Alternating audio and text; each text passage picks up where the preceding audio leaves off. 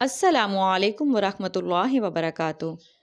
اس video میں ہم آیت الکرسی کی فضیلت اور اس کے وظائف بیان کریں گے، اس لیے میری اس ویڈیو کو آخر تک ضرور دیکھیں، اور اگر آپ نے میرے چینل کو سبسکرائب نہیں کیا تو میرے اس چینل کو لائک کریں، سبسکرائب کریں اور شیئر کریں تاکہ میری ہر نئی ویڈیو آسانی سے آپ تک پہنچ سکے۔ آیت الکرسی کی فضیلت۔ آیت الکرسی جب گھر سے نکلتے وقت پڑھو گے تو 70,000 فرشتے ہر طرف سے آپ کی حفاظت کریں گے۔ جب گھر داخل ہوتے وقت پڑھو گے تو آپ کے گھر سے محتاجی دور ہو جائے گی۔ جب وضو کے بعد پڑھو گے تو 70 درجے بلند ہوں گے۔ اگر رات کو سوتے وقت پڑھو گے تو ایک فرشتہ ساری رات آپ کی حفاظت کرے گا، اور اگر فرض نماز کے بعد پڑھو گے تو آپ کا ایک پاؤں زمین پر اور دوسرا جنت میں ہوگا۔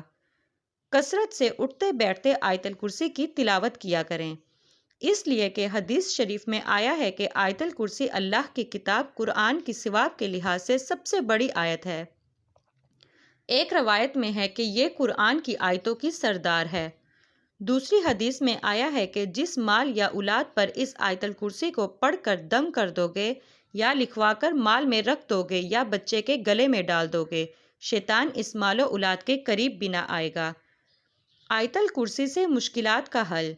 ہر طرح کی مشکل، مصیبت اور سختی دور کرنے کے لیے آیت الکرسی کے وسیلہ جمیلہ سے بارگاہ الہی میں دعا مانگنے سے مطلوبہ مقصد میں جلد کامیابی ہوتی ہے۔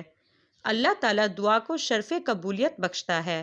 آیت الکرسی میں چونکہ اسم اعظم بھی ہے، اس لیے آیت الکرسی پڑھنے سے بے شمار مشکلات حل ہوتی ہیں۔